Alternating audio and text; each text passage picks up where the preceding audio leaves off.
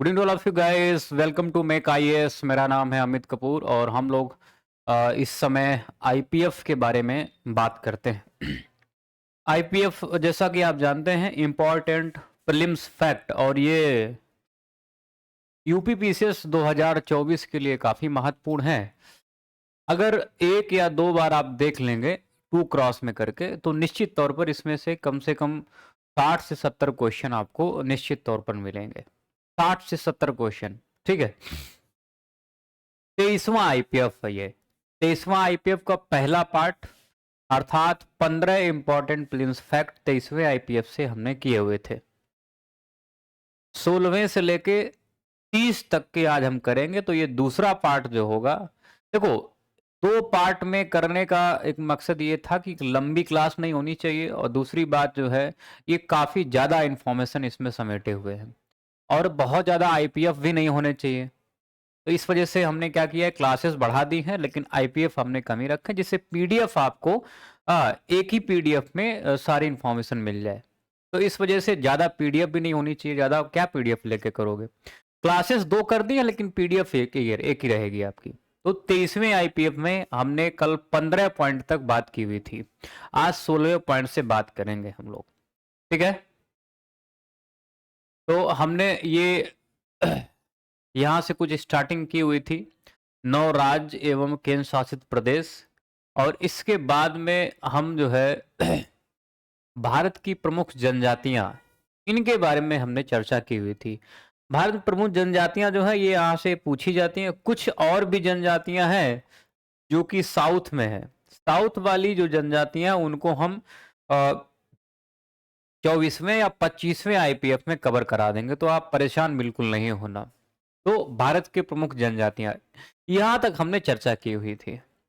आज जो हम लोग बात करेंगे 16वें आईपीएफ से बात करेंगे, मतलब 16वें पॉइंट से बात करेंगे। 16वें पॉइंट से बात करेंगे 23वें आईपीएफ में। क्लास दूसरी है ये। इसी में भारत की विभिन्न भाषाओं को निम्न समूहों में विभाजित किया जाता है। भारत यूरोपीय भाषा परिवार से संबंधित भाषाएं अगर देखें, जिनको भारूपीय बोला जाता है। क्या बोला जाता है? भारूपीय बोला जाता है। इनको भारूपी भी बोला जाता है। भारूपीय भारत और यूरोपीय भाषा परिवार के हैं। इसमें जैसे मराठी है, संस्कृत है, पाली है, अंग्रेजी है, प्राकृत, अपभ्रंश, हिंदी, बांग्ला, गुजराती आदि भाषाएं दिखाई पड़ती हैं।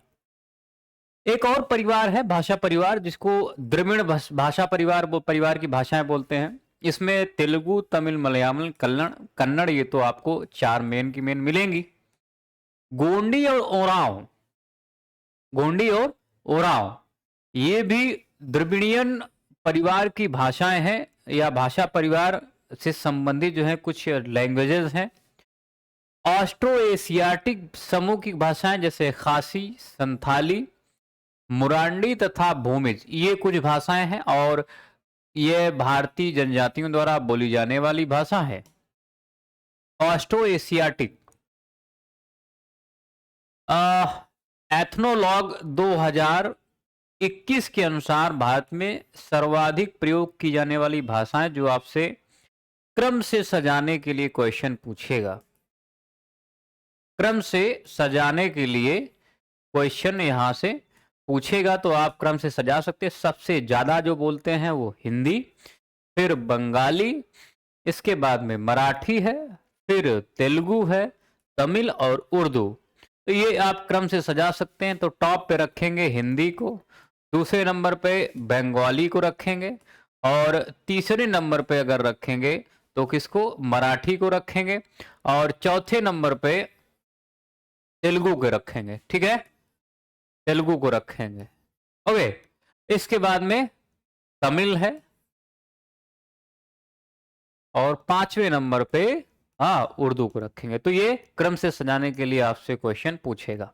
चलिए नेक्स्ट देखिए, शास्त्रीय भाषाओं के बारे में थोड़ी सी। शास्त्रीय भाषाएं भारत सरकार द्वारा तमिल, संस्कृत, कन्नड़, तेलुगु, मलयालम एवं उड़िया को शास्त्रीय भाषाओं के रूप में घोषित किया गया। तो कुल मिला के 6 शास्त्रीय भाषाएं या क्लासिकल लैंग्वेज हमें दिखाई पड़ती हैं। तमिल की बात करें तो ये पहली भाषा है जिसे 2004 में शास्त्रीय भाषा का दर्जा प्रदान किया गया। ये दिमाग में मत रखना कि पहले संस्कृत को शास्त्रीय लैंग्वेज का या क्लासिकल लैंग्वेज का दर्जा दिया गया। सबसे पहली भाषा जो है वो तमिल है जिसे 2004 में, फिर 2005 में संस्कृत, कन्नड़ और तेलुगु इन दोनों को एक साथ सन 2008 में तथा मलयालम को 2013 और उड़िया को 2014 में शास्त्रीय भाषा का दर्जा दिया गया। आपको इसमें भी क्रम से सजाने के लिए क्वेश्चन पूछेगा तो आप निश्चित तौर पर बता पाएंगे। सबसे पहले तमिल, फिर संस्कृत, इसके बाद में मलयालम और तेलुगु को एक साथ, फिर इसके बाद कन्नड़ और तेलुगु को एक साथ में, माफी चाहूंगा मलयालम को जो है वो 2013 में और उड़िया को सबसे लास्ट में। सरकार द्वारा किसी भी भाषा को शास्त्रीय भाषा के रूप में घोषित करने के लिए क्या शर्तें निर्धारित की जाती हैं, उनके बारे में थोड़ा सा जानकारी आपको होना चाहिए, क्योंकि आजकल स्टेटमेंट तौर पर भी क्वेश्चन पूछ रहा है, तो स्टेटमेंट के तौर पर आपको भी चीजें तैयार करनी पड़ेंगी। अब क्या क्या शर्तें हैं इस भाषा की? इस भाषा का 1500 से 2000 वर्षों की अवधि का समृद्ध मूल पाठ या इतिहास होना चाहिए। मतलब किसी से ली हुई भाषा नहीं होनी चाहिए, उधार मांगी हुई भाषा नहीं होनी चाहिए, अपना खुद का मूल पाठ।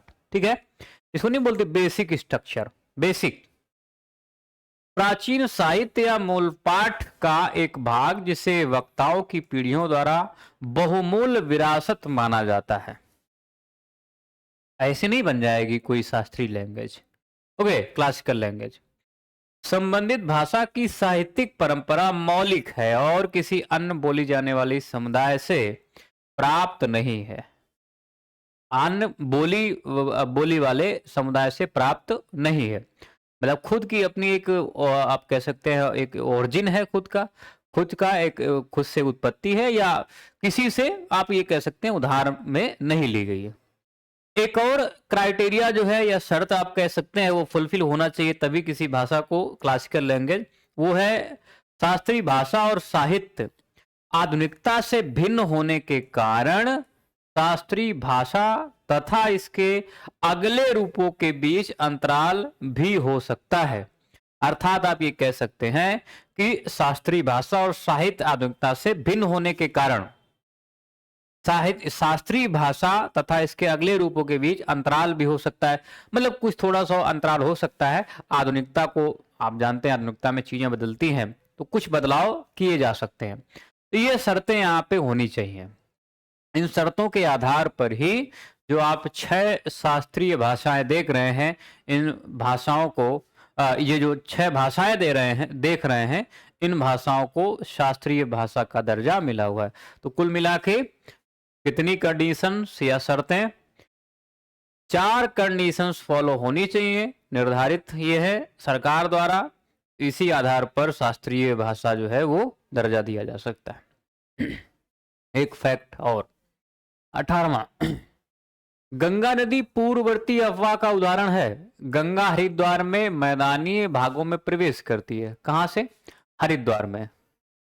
समतल में आ जाती है। झारखंड की सीमा पर स्थित राजमहल की पहाड़ी के उत्तर की ओर, ऐसे उत्तर की ओर प्रवाहित होती हुई पश्चिम बंगाल के फरक्का नामक स्थान पर यह बांग्लादेश में प्रवेश करती है। थोड़ा सा उत्तर में भी चलती है। कहां से? राजमहल की पहाड़ी, झारखंड के पास में। वो हिस्सा काफी ऊंचा है तो नीचे नहीं जा पाती, इस वजह से उत्तर की ओर। फिर ये फरक्का में बांग्लादेश प्रवेश करती है जाके, और इसे यहां पद्मा बोला जाता है, इसी गंगा को। सुंदरवन डेल्टा भारत तथा बांग्लादेश में स्थित विश्व का सबसे बड़ा नदी डेल्टा है, और इसका निर्माण गंगा, ब्रह्मपुत्र, मेघना नदियों द्वारा होता है।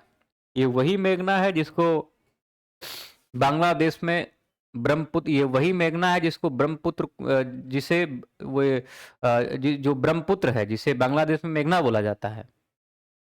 इसका लगभग 2/3 भाग जो है वो बांग्लादेश में है, बाकी शेष भाग जो है वो भारत में है। ठीक है, शेष जो है वो भारत में है। ओके, गंगा नदी की बात करें तो ध्यान रखना कि हरिद्वार में मैदानी भाग में प्रवेश करने से पहले ये भागीरथी, इसका नाम क्या है? भागीरथी नाम से ये जानी जाती है। जैसे ही मैदानी भाग में प्रवेश करती है इसका नाम गंगा पड़ जाता है, और ये वही गंगा है जिसे बांग्लादेश में पद्मा के नाम से जाना जाता है। ओके, बांग्लादेश में पद्मा के नाम से जाना जाता है। चलिए, दक्कन का पठार, देखिए एक क्वेश्चन यहाँ आने की प्रबल संभावना है दक्कन का पठार से। यह पठार सतपुड़ा महादेव मैकाल जल विभाजक रेखा के दक्षिण में एक त्रिभुजाकार आकृति है। अगर हम बात करें तो ये सतपुड़ा पहाड़ी है, इधर महादेव पहाड़ी, ये मैकाल पहाड़ी है। यहां से ऐसे ये त्रिभुज बनाते हैं। ये वाला हिस्सा जो है,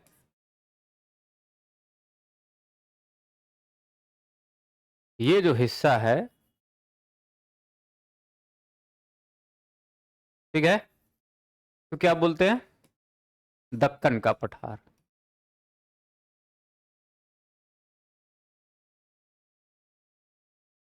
इसको बोलते हैं दक्कन का पठार। त्रिभुज आकार का है, ठीक है, त्रिभुज आकार का है। क्रिटेशियस तथा पूर्वी टर्सरी काल में होने वाले ज्वालामुखी उद्गार से निकले बेसिक लावा से इसका निर्माण हुआ है। इसी वजह से बोलते हैं दक्कन का पठार कैसे बना हुआ है? बेसाल्टिक है, बेसाल्टिक चट्टानों से बना हुआ है, बेसिक लावा। 5 लाख वर्ग किलोमीटर में क्षेत्रफल है। ढाल उत्तर तथा उत्तर पश्चिम से दक्षिण तथा दक्षिण पूर्व की ओर है, अर्थात यहां से ढाल इसकी ऐसी है या ऐसी ढाल है। ओके, किधर? दक्षिण की तरफ है या दक्षिण पूर्व की ओर, साउथ ईस्ट की तरफ है या साउथ की तरफ है। राजनीतिक दृष्टिकोण से मध्य प्रदेश, महाराष्ट्र, आंध्र प्रदेश, कर्नाटक, गुजरात राज्यों के भागों में ये फैला है। तो इधर गुजरात ले लेंगे, इधर महाराष्ट्र, ये एमपी वाला हिस्सा है, इधर आंध्र प्रदेश, तेलंगाना भी लेंगे इसमें में गुजरात वाला हिस्सा और कर्नाटक वाला भी हिस्सा है। ठीक है, तो कुल मिलाके यहाँ पे आप ये कह सकते हैं कि कुल मिलाके 6 राज्य जो हैं राजनीतिक दृष्टि से यहाँ पे हमें दिखाई पड़ते हैं। तेलंगाना नहीं दिया है, लेकिन आप उसको ऐड कर लेंगे इसमें। ताप्ती नदी इसकी उत्तरी सीमा है, ये वाला हिस्सा। ताप्ती नदी की बात करें तो ये जो हिस्सा है इसका नदी, ये इसकी ऊपरी सीमा है या उत्तरी सीमा आप कह सकते हैं। ताप्ती नदी,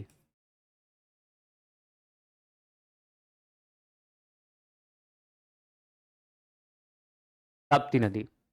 ओके, दक्षिण पश्चिम की चट्टानें खनिज पदार्थों में बहुत धनी है, जैसे लोहा, मैग्नीज, सोना अभ्रक, मैग्नीज, बॉक्साइट तथा इसमें और भी कुछ चीजें पाई जाती हैं। इस पठार को 3 भागों में बांटा जा सकता है, जैसे महाराष्ट्र का पठार, इधर वाला हिस्सा एमएच महाराष्ट्र, आंध्र का पठार, इधर वाला हिस्सा आंध्र प्रदेश, और कर्नाटक का पठार, ये वाला हिस्सा केटी, कर्नाटक का पठार। तो आप इसको 3 भागों में संभवतः बांट सकते हैं। मेघालय का पठार भी ध्यान रखना प्रायद्वीपीय हिस्सा है, प्रायद्वीपीय भारत का हिस्सा है, ध्यान रखेंगे। मेघालय का पठार या फिर आप मालवा का पठार की बात करें। ओके, हाँ, तो ये सारी चीजें ध्यान रखेंगे।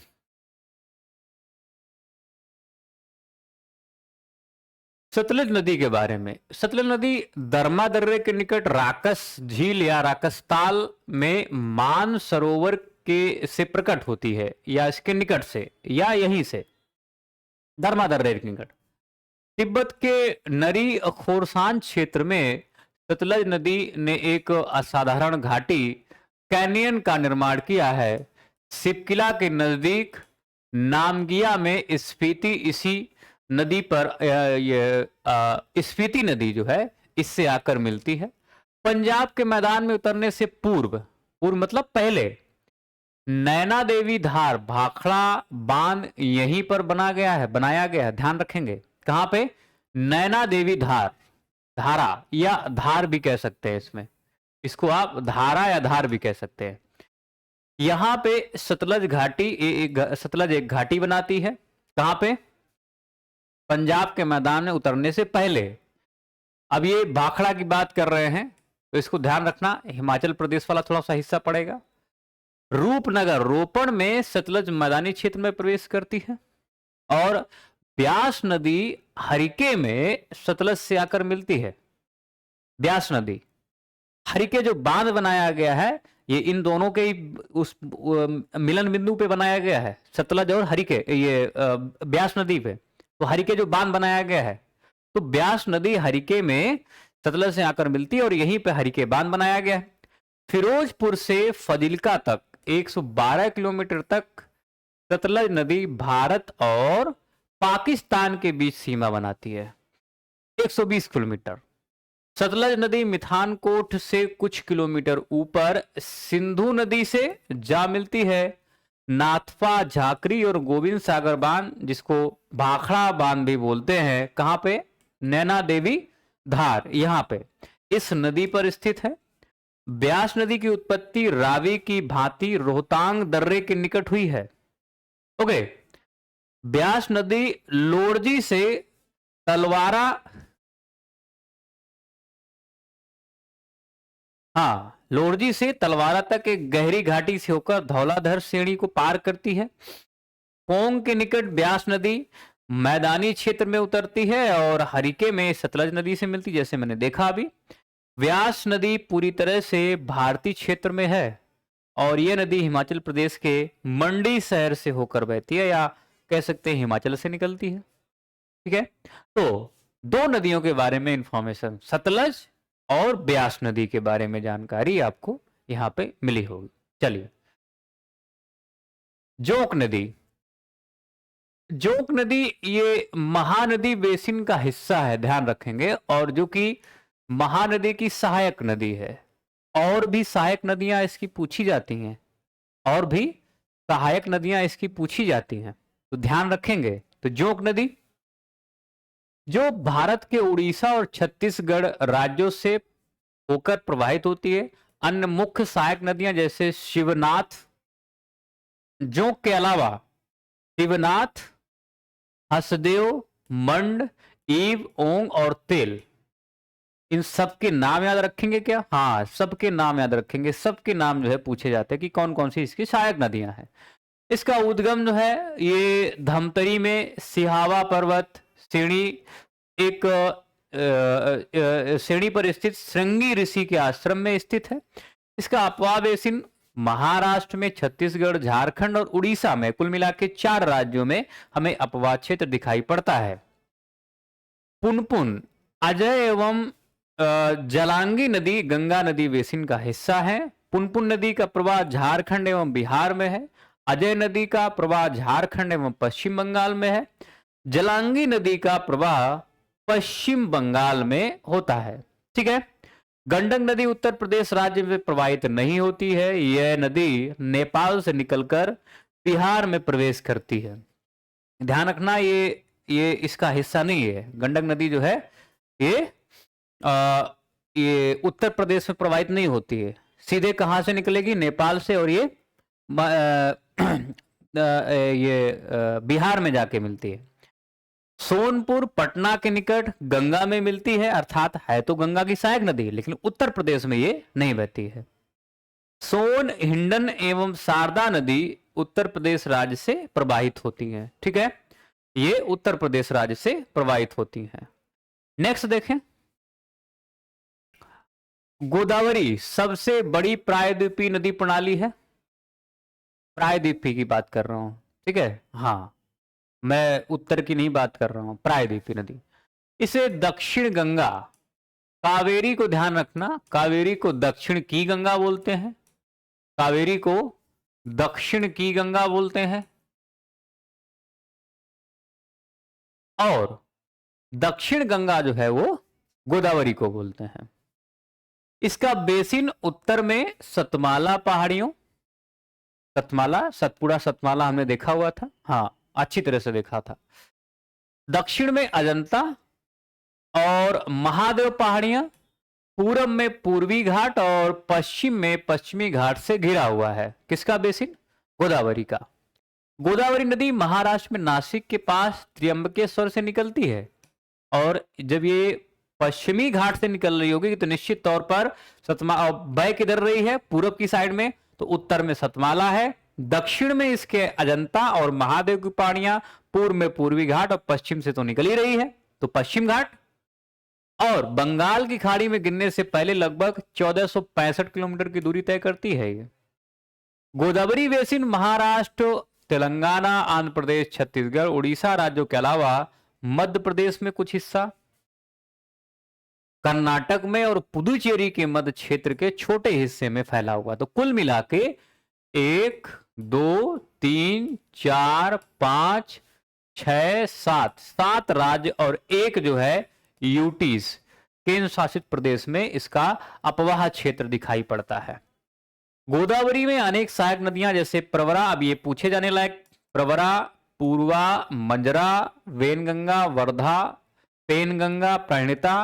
प्रणिता की बात करें तो वेनगंगा, पेनगंगा, वर्धा का संयुक्त प्रवाह जो है वो प्रणिता के नाम से जाना जाता है, लेकिन फिर भी प्रणिता आप ध्यान रखेंगे। तो प्रवरा, पूर्णा, मंजरा, वेनगंगा, पेनगंगा, वर्धा, इंद्रावती, इंद्रावती नहीं है, इंद्रावती, मनेर या मानेर तथा सबरी, ये गोदावरी की सहायक नदियां हैं। गोदावरी पर महत्वपूर्ण कुछ परियोजनाएं जो कि इस पे बनाई गई, जैसे पोलावरम सिंचाई परियोजना, कालेश्वर परियोजना, सदर मत अनिकुट परियोजना और इंचमपल्ली परियोजना तथा श्री राम सागर परियोजना, ये मुख्य परियोजनाएं हैं जो आपको ध्यान रखनी पड़ेंगी, ये आपको ध्यान रखनी पड़ेंगी परियोजनाएं। ठीक है, तो एक ओवरऑल जानकारी गोदावरी के बारे में जानकारी। तिब्बत से निकलने वाली यारलुंग जांगबो नदी को भारत में ब्रह्मपुत्र के नाम से जाना जाता है। तो अब हम ब्रह्मपुत्र के बारे में थोड़ी सी जानकारी। यह पश्चिमी तिब्बत के आंगसी ग्लेशियर से निकलती है। यह हिमालय के समानांतर पूर्व की ओर बहती है। कहां से निकलती है? पश्चिमी तिब्बत के आंगसी ग्लेशियर, और फिर हिमालय के साथ साथ, क्योंकि हिमालय काफी ऊंचा है, पार तो उस समय कर नहीं सकती है, जब इसको जगह मिलेगी तभी पार करेगी। तो हिमालय के साथ साथ समानांतर बहती है पूर्व की साइड में। नामचा बरवा शिखर के पास पहुंचकर अंग्रेजी के यू, जैसे अगर हम बताएं यहां पे मैप बना के ऐसे,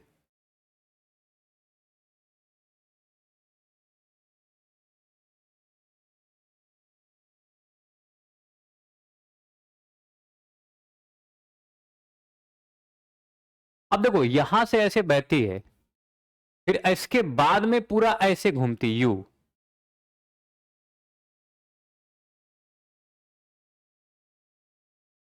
ये ऐसे यू आकार बनाती है, फिर ऐसे ये ऐसे बहती है यहां से, तो ये यू आकार बनाती हुई नीचे, यू आकार अक्षर जैसा मोड़ बनाकर भारत के अरुणाचल प्रदेश में कहां पे? ये दिहांग नाम से प्रवेश करती है अरुणाचल प्रदेश में। आगे असम प्रदेश में या असम में इसे ब्रह्मपुत्र नाम दिया जाता है। तो दिहांग प्रवेश करेगी कहां पे? अरुणाचल प्रदेश में। बांग्लादेश में इसे जमुना नाम से जाना जाता है। बांग्लादेश में इसे जमुना नाम से जाना जाता है। ध्यान रखना, एक मेघना की हम बात कर रहे थे, कुछ देर जब मिलेगी जाके तो इसका नाम मेघना भी होगा। उसमें आप देखेंगे तो बराक नदी का भी मिलन बिंदु देखने को मिलता है इसी में, जमुना में, फिर मेघना नाम रखा जाता है जाके, तो वो मुद्दा अलग है, उसके बारे में हम बाद में बात करेंगे। तो इसको बांग्लादेश में जमुना, इसी ब्रह्मपुत्र को, ब्रह्मपुत्र सतलज और सिंध नदियों का स्रोत तिब्बत के मानसरोवर झील के पास में स्थित है। ध्यान रखना, सतलज और सिंध जहां से निकलती है उसी के आसपास ब्रह्मपुत्र का भी स्रोत है। ब्रह्मपुत्र को तिब्बत में सांगपो या सापू के नाम से जाना जाता है। ब्रह्मपुत्र की प्रमुख सहायक नदियां जयमोली, तीस्ता, कामेंग, सुबनसिरी, धनसिरी, दिहांग, दिबांग, पगलादिया, जिया भरेली, संकोश और लोहित, ये कुछ नदियां हैं जो आपसे पीटी में पूछी जाएंगी और पूछी भी गई हैं कई बार। रिपीट करेगा तो स्टेट पीसीएस में, नया क्वेश्चन बनाएगा तो यूपीएससी में। नया क्वेश्चन बनाएगा भी कहां से, क्योंकि ये सारी नदियां तो अभी तक पूछ ली हुई हैं। ठीक है, चलिए नेक्स्ट देखिए। प्रायद्वीपीय भारत की प्रमुख नदियों का उद्गम पश्चिमी घाट से ही होता है। पश्चिमी घाट से निकलकर पूर्वी को प्रवाहित होने वाली नदियां लंबे मार्ग का अनुसरण करती हैं और डेल्टा का निर्माण भी करती हैं, जैसे गोदावरी है, महानदी है, कृष्णा है, कावेरी है, ये तमाम सारी नदियां हैं।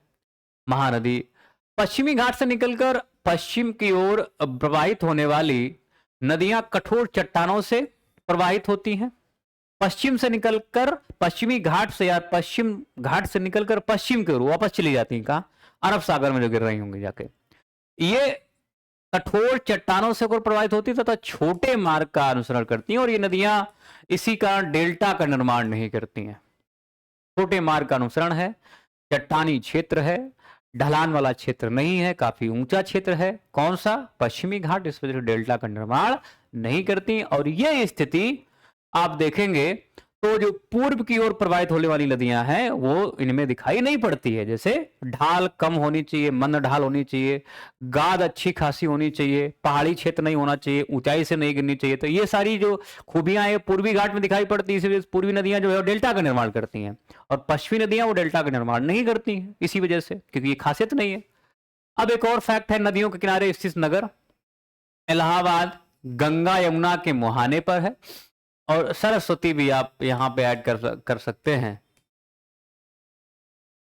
आगरा यमुना, अयोध्या सरयू, अहमदाबाद साबरमती, बद्रीनाथ अलकनंदा, इसके बाद में बरेली रामगंगा, कटक महानदी, कर्नूल तुंगभद्रा, दिल्ली यमुना, डिब्रूगढ़ ब्रह्मपुत्र, लुधियाना सतलज, नासिक गोदावरी, पंजिम मांडवी, सूरत ताप्ती, श्रीरंगपट्टनम कावेरी, उज्जैन शिप्रा और वाराणसी गंगा। और भी कुछ हैं नदी के किनारे बसे नगर, उनके बारे में हम 25वें या 24वें या 25वें उसमें आईपीएफ में हम बात उसके बारे में करेंगे। नेक्स्ट देखें जलप्रपातों के बारे में। कहा जाता है भारत के अधिकांश जलप्रपात वो दक्षिण भारत में पाए जाते हैं। ऊंचा हिस्सा है पश्चिमी घाट वाला, हाँ, तो इसी वजह से वहां पे वर्ल्ड वाटरफॉल डाटाबेस के अनुसार चौड़ाई की दृष्टि से भारत का सबसे बड़ा जलप्रपात जोग जलप्रपात है, जो कर्नाटक में शरावती नदी पर बना हुआ है, शरावती नदी पर अवस्थित है। कौन सा? चौड़ाई के हिसाब से जोग। आयतन की बात करें तो आयतन के हिसाब से देखें तो कावेरी नदी पर शिव समुद्रम जलप्रपात जो है ये भी कर्नाटक में है। आयतन के हिसाब से और चौड़ाई के हिसाब से दोनों जो है कर्नाटक में, नाम अलग अलग हैं, अलग अलग नदी पे हैं। तो आयतन के हिसाब से शिव समुद्रम जलप्रपात ये कावेरी नदी पर स्थित है और ये कर्नाटक राज्य में। तो आयतन के हिसाब से सबसे बड़ा जलप्रपात शिव समुद्रम। हुंडरू प्रपात झारखंड राज्य में रांची से 45 किलोमीटर की दूरी पर स्वर्ण रेखा या सुवर्ण रेखा नदी पर है और इसकी ऊंचाई 98 मीटर है। कपिलधारा जलप्रपात मध्य प्रदेश नवसृजित अनूपपुर में नर्मदा नदी पर है ये कपिलधारा।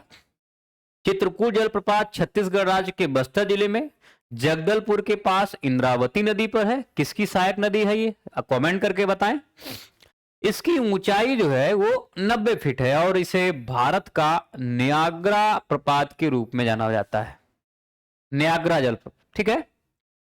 दूध सागर जलप्रपात ये पश्चिमी घाट गोवा में स्थित है और यह गोवा और कर्नाटक की सीमा के निकट मांडवी नदी पर स्थित है। किस पे? मांडवी नदी पर स्थित है। धुआंधार जलप्रपात मध्य प्रदेश के जबलपुर में नर्मदा नदी पर है। कहां पे? जबलपुर में धुआंधार। पूर्वोत्तर भारत की बात करें तो नोहकालीकई जलप्रपात ये मेघालय में और कहा जाता है कि भारत का सबसे ऊंचा जलप्रपात ये है। सबसे ऊंचा जलप्रपात यही है। अभी तक अगर प्रमाण देखें तो नाम ध्यान रखना, नोहकालीकई सबसे ऊंचा जलप्रपात अभी तक का है भारत में। ओके, तो जलप्रपातों के बारे में कुछ एक दो छूट रहे हैं तो वो अगले। चलिए चिल्का झील पूर्वी तट पर स्थित भारत की सबसे बड़ी लगून है, उड़ीसा राज्य में अवस्थित है। पुलिकट झील चिल्का झील के बाद देश की दूसरी सबसे बड़ी खारे पानी की लगून है। तो सबसे बड़ा लगून चिल्का है, दूसरा पुलिकट है। यह झील आंध्र प्रदेश और तमिलनाडु राज्य में स्थित है, कोलेरी सीमा पर स्थित है। कोलेरी झील ये मीठे पानी की झील है जो गोदावरी तथा कृष्णा नदियों के बीच स्थित है। कमेंट करके बताएं कि मीठे पानी की सबसे बड़ी झील कौन सी है भारत में। ठीक है, आंध्र प्रदेश राज्य में स्थित है और यह रामसर स्थल भी है। कोलेरू झील। किलीवेली झील तमिलनाडु में स्थित किलीवेली झील पुलिकट झील के बाद दक्षिण भारत की दूसरी बड़ी खारे पानी की झील है। नाम क्या है? किलीवेली, तमिलनाडु में। कहा जाता है कि फरवरी 2021 में तमिलनाडु सरकार ने इस झील को पक्षी अभयारण्य के रूप में भी अधिसूचित किया हुआ है, अधिसूचित किया हुआ, ध्यान रखेंगे। किलीवेली झील, हाँ किलीवेली झील कहां पे है? तमिलनाडु में, पुलिकट झील के आसपास में है। तो लगून सबसे बड़ा चिल्का है, फिर मीठे पानी की झील सबसे कौन सी बड़ी है? वुलर झील कि कोई और झील है? कमेंट करके बताएं। हाँ, दूसरी तो है ये कि कोलेरू झील जो है वो दूसरी सबसे बड़ी मीठी पानी की झील है भारत में, और ये आंध्र प्रदेश में अवस्थित है। ओके, चलिए कुछ गर्म पानी के झरने जो आपसे पूछे जाते हैं उनके बारे में सुमेलित करने के लिए पूछेगा, या स्टेटमेंट के तौर पर सीधे पूछेगा, या फिर सूची सुमेलित करने के लिए पूछेगा। सूची को मैच कीजिए आप। ठीक है, तो एक बार देखें। पनामिक अपने उपचारात्मक गर्म झरने के लिए जाना जाता है, जो नुब्रा घाटी में सियाचिन ग्लेशियर लद्दाख में इसके बहुत करीब है, अर्थात पनामिक लद्दाख। बकरेश्वर हॉट स्प्रिंग ये गर्म पानी का झरना पश्चिम बंगाल में है। गौरीकुंड एक तीर्थ स्थल है, देवभूमि उत्तराखंड में सबसे लोकप्रिय मंदिरों में से एक, अर्थात गौरीकुंड गर्म पानी का झरना उत्तराखंड में है। अत्रि हॉट स्प्रिंग या गर्म पानी का झरना उड़ीसा खुर्दा में है और अपने 12मासी गर्म पानी के झरने के लिए प्रसिद्ध है। ये अत्रि कहां पे? उड़ीसा में। युमथांग हॉट स्प्रिंग ये सिक्किम में है, सिक्किम में कई प्राकृतिक गर्म झरने हैं और युमथांग सबसे प्रसिद्ध है, सबसे प्रसिद्ध झरनों में से एक है, आप ऐसा कह सकते हैं। ठीक है, युमथांग। राजगीर हॉट स्प्रिंग बिहार औषधि गुणों से भरपूर है। वज्रेश्वरी गर्म पानी के झरने मुंबई के आसपास अर्थात महाराष्ट्र में है। चुमाथांग हॉट स्प्रिंग ये लेह लद्दाख में है और देवला झारी ये उड़ीसा में है। तो उड़ीसा में दो आप दिखाई पड़ रहे हैं, एक तो आत्री है और देवला। लद्दाख में भी हमें दो दिखाई पड़ रहे हैं, हुमाचांग और इधर कौन सा है? पनामिक। ओके, रावंगला ये सिक्किम में, अर्थात सिक्किम में भी दो हैं। कौन से हैं? एक तो युमथांग हॉट स्प्रिंग है और दूसरा रावंगला। ये माफी चाहूंगा, रावंगला में रॉलोंग हॉट स्प्रिंग है, रॉलोंग हॉट स्प्रिंग है। ओके, ये उच्च सल्फर सामग्री है और माना जाता है कि इसमें महान चिकित्सकीय गुण है। तपोवन उत्तराखंड जोशीमठ के पास में है और हिमाचल प्रदेश भारत के ठंडे राज्यों में से एक, लेकिन यहाँ सबसे लोकप्रिय गर्म झरने जैसे मणिकरण, कुल्लू में वशिष्ठ, मंडी में तप्तापानी और कुल्लू में ही खीर गंगा और कसोल में गर्म झरने हमें हिप्पी शहर, गर्म झरने का हिप्पी शहर दिखाई पड़ता है। तो है तो देखो ठंडा प्रदेश, लेकिन यहाँ पे झरनों की संख्या काफी दिखाई पड़ती है, बाकियों की तो तुलना में काफी दिखाई पड़ती है। जैसे हिमाचल प्रदेश में मणिकरण है, ये सब लोग जानते हैं। वशिष्ठ कम लोग जानते होंगे, तब पानी जो है कम लोग, ज्यादा लोग जानते होंगे, तो दो ही जानते होंगे काफी लोग, लेकिन इन सबके नाम याद रखना। मणिकरण है, वशिष्ठ, तप्तपानी और खीर गंगा, कसोल में गर्म झरने का हिप्पी शहर, ये भी ध्यान रखना। तो ये गर्म झरने के कुछ उदाहरण आपको देखने को मिल रहे हैं। मानसून शब्द की उत्पत्ति अरबी भाषा के मौसम शब्द हुई, जिसका तात्पर्य मौसम ऋतु से है। परंपरागत रूप से मानसून का संबंध मौसमी हवाओं में परिवर्तन से है और जिसके माध्यम से दक्षिण एवं दक्षिण पूर्व एशिया के देशों में वर्षा होती है। भारत में कुल वर्षा का अधिकांश 75% से अधिक वार्षिक वर्षा दक्षिण पश्चिम मानसून से, कितना है? 75% से अधिक दक्षिण पश्चिम मानसून से और भारत में इसकी सक्रियता जून से सितंबर तक रहती है। सितंबर के बाद में 1 से 15 सितंबर के बाद में आप देखेंगे अधिकांश पंजाब, पश्चिमी उत्तर प्रदेश, हरियाणा, दिल्ली से मानसून जो है वो वापस होने लगता है। अभी आगे हम आईपीएफ में इसकी चर्चा करेंगे मानसून के बारे में। दक्षिण पश्चिम मानसून का प्रारंभ भारत के केरल राज्य से होता है और भारत एक उष्ण मानसूनी जलवायु वाला देश है। भारत उष्ण एवं उपोष्ण दोनों कटिबंधों में दिखाई पड़ता है। उष्ण कटिबंध कहां तक होता है? तो उष्ण कटिबंध आप जानते हैं 23.5 ऊपर 23.5 नीचे, ये वाला हिस्सा।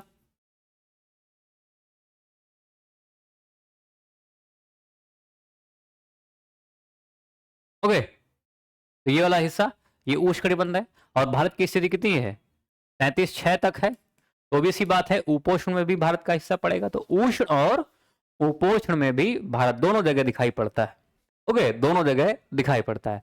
आज का ये अंतिम फैक्ट, इंडियन ओशन डाइपोल को भारतीय नीनो, इंडियन नीनो के नाम से भी जाना जाता है। यह समुद्री सतह के तापमान के अनियमित दोलन का परिणाम है। अनियमित, वो नियमित नहीं है, उसी का यह परिणाम है, जिसमें पश्चिमी हिंद महासागर का तापक्रम प्रकार अंतरिण पूर्वी हिंद महासागर की अपेक्षा गर्म एवं ठंडा हो जाता है। गर्म एवं ठंडा मतलब अगर यहां पे देखें तो यहां वाला हिस्सा जो है वेस्ट वाले हिस्से की अपेक्षा, नहीं, वेस्ट वाला जो हिस्सा है ये वाला, इसका तापमान जो है प्रकार अंतरिण पूर्वी की तुलना में, पूर्वी की तुलना में, पूर्वी की तुलना में गर्म या ठंडा होता है। और जब ऐसे हो रहा होगा तो यह घटना परिघटना मानसून पर अल-नीनो के असर को प्रभावित करती है। इसी वजह से इंडियन ओशन डाइपोल को क्या बोला जाता है? भारतीय नीनो बोला जाता है। ठीक है, भारतीय नीनो बोला जाता है। इसकी आईपीएफ, ये पीडीएफ जो है आपको यहां से मिलेगी। मेक आईएएस ऑफिशियल चैनल पे आप जाएंगे, यहां से आपको मिल जाएगी और बाकी ज्यादा जानकारी के लिए आप इन नंबरों पर फोन करेंगे। चलिए ठीक है, तो ये कवर हो गया है। बाकी जो है कल हम 24वें आईपीएफ की बात करेंगे, उसमें 2 क्लासेस नहीं होंगी। अब जो है किसी भी आईपीएफ में 2 क्लास नहीं होगी, सब में एक एक क्लास। ये काफी ज्यादा इसमें मटेरियल था, इस वजह से 22वें आईपीएफ में 2 क्लास हुई है और 23वें में भी 2 क्लासेस हुई हैं। चलिए, thanks to all of you, take care, bye bye, good night to all of you guys.